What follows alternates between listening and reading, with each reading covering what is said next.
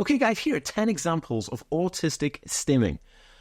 Let's get into it. Okay, so the first one I want to talk about is flapping hands. Now, anyone who knows anything about autism, you may have come across an autistic person who will flap their hands. Now, flapping hands can look kind of a little bit different for different people. You can have flapping hands like this, or like this, or like this.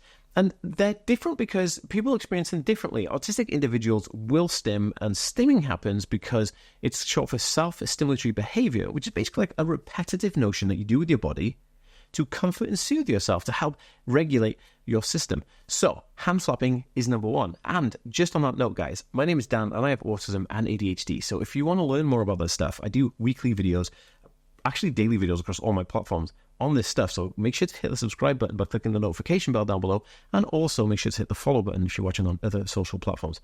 So, stimming, number two, rocking backwards and forwards. Now, this is really interesting. A lot of people, I would love for you to leave a review for this video/podcast if you have anything to add, because it would really help me out on this channel and also help me learn and grow from your comments. On the autism spectrum will have a tendency, if they're nervous or if they're anxious or if they're excited, will rock backwards and forwards. Now, this could be rocking on a chair, this could be stood up, rocking backwards and forwards.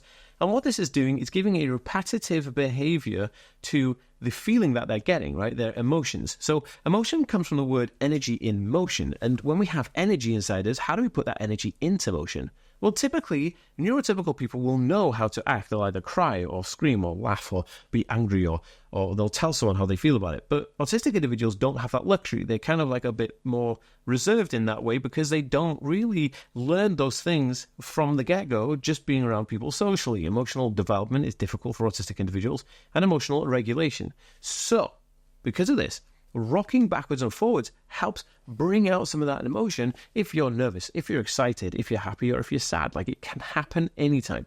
But rocking is very common, and you probably have seen autistic individuals rocking backwards and forwards in numerous situations or events, right? And this is why. So rocking back and forwards, number two. Okay, so number three is tapping your fingers. Now, a lot of autistic people will tap their fingers together like this, or just tapping their fingers like this. But usually it's going through all of the fingers and back down. And what this is doing is giving you a counting reference for rhythmic patterns. So you 1, 2, 3, 4, 1, 2, 3, 4. So you can go through them all. And by doing this, you're regulating yourself. You're regulating your system. You're kind of calming down and giving yourself this repetitive awesome feeling that you're like, okay, I can chill now. I'm having these stimming moments, and it's helping regulate who you are, which is really interesting because stimming helps regulate you. Regardless of what anyone will say, stimming is really good for you. And I think that the more you stim, it just indicates to you if you're more happy, sad, or nervous. Like, it's just an engagement signal as well.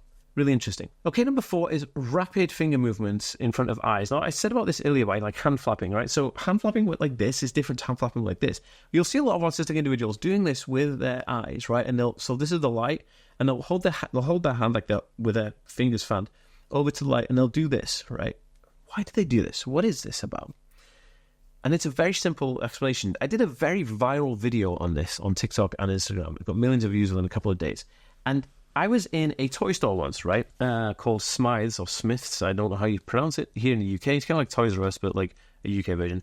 And basically, there was a like tube strip lighting, like you have in offices and kitchens and stuff like that. And that flickers at a certain rate, right? Like, it has a frequency that it flickers at. Now, autistic individuals, for some bizarre reason, I'm not entirely sure on the mechanics of this, can see that flicker more so than anybody else. So when you do this to a flickering light, what happens is it stops the flickering annoying you because you're kind of cross-phasing it. So you're counterbalancing the flicker that's happening and you're phasing it out with your hand, which is really interesting because autistic individuals will do this because they're basically blocking the light from annoying them, causing overwhelm, to cause sensory overload, to then... I have a free Autism Life Hacks PDF book that you can download right now from autismtips.net. It's completely free. You can go there right now and download it. Potentially cause a meltdown, which is super cool. So that being said, this is a bit of a game changer, and it's nice to understand the background of it. So yeah, the video I did for it on TikTok is really interesting, and people got a lot out of it. Okay, so number 5 is hands back by shoulders and wrist rotation. So a lot of autistic individuals will do this. And it's because they're mixing two things together, mixing the sensory stimuli, which is the moving of the hands like this, the repetitive part, and the tensing of putting your hands back like this. A lot of autistic individuals are hypermobile, which means that they will want to do this kind of stretch that will make them feel better. But also this is kind of like a tic. When you have autism and ADHD and Tourette's sometimes as well, if you've got it all together, sometimes you don't, sometimes Tourette's is just separate, but you will have these tics, which are small involuntary movements that will kind of cause you to jerk or jitter or kind of hit yourself or do something like that or cough or sneeze. And this is almost like a tic combined with a stim behaviour, which is super interesting. And I see a lot of autistic individuals, especially young people, doing this because it's quite a nice feeling. If you do it right now, you'll see why it feels really nice. You're stretching out your chest, you're stretching out your arms, and you're stretching out your wrists. It's a very nice feeling. So hence why someone will do this to feel regulated. Okay, number 6 is moving an object in front of your eyes very rapidly, right? So similar to this, a lot of autistic individuals will stim with something like this. And it's because when you do this, it's breaking down the light. It's a filter. It's a light filter. So it may not just be strip lights that autistic individuals will have issues with. It could be any light or any light stimuli or photon particle stimuli. And so if you're doing this, you're kind of like blocking out some of that light, and it causes a filter or a barrier between you and the light, which makes you less overstimulated. And probably because it's super fun to do this a lot as well. So you'll see a lot of autistic people using kind of pens or pencils and doing this thing, or toothbrushes, right? Quite a lot, because it's a stim and they find it comfortable and calming. So that is why that happens. Okay, so number 7 is using fingers to do a circle motion on your leg. So say this is my leg. I'm like doing this on my leg a lot. So if I'm like just moving my finger on my leg in a circle motion, and it kind of like, it allows you to decompress and regulate, because it's giving you this self-stimulatory, smooth, good sound, nice texture, easy to do thing, like just by doing this on your leg. And it's kind of quite discreet as well. Nobody knows what you're doing. You're just rubbing your finger around a circle on your leg. Really interesting. But that's another one.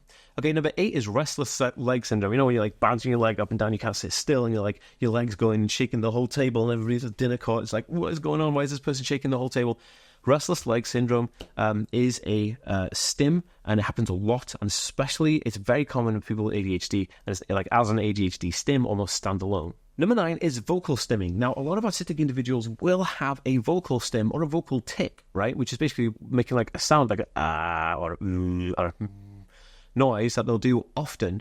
And they do this because it's vibrating and it's sensory stimulating. Kind of like, imagine being a baby all tucked up, and then like, you know, you have like a vibrating kind of like cot or crib, or you're in the car and you kind of drift off because the vibrations are just rocking you to sleep.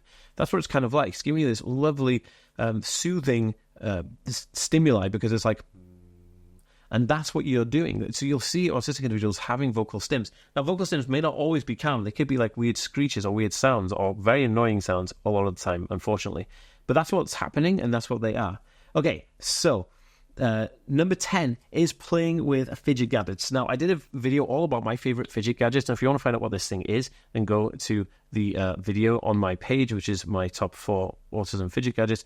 But fidgeting with a fidget gadget is a stim, because you're soothing that need to kind of be restless or irritable by just using this fidget toy to play with. So it's keeping your hands occupied so that they're not kind of, you're not sitting there with your sitting on your hands and getting really annoyed. You're overcoming this anxiety by playing with something that is sensory pleasing, like a fidget toy.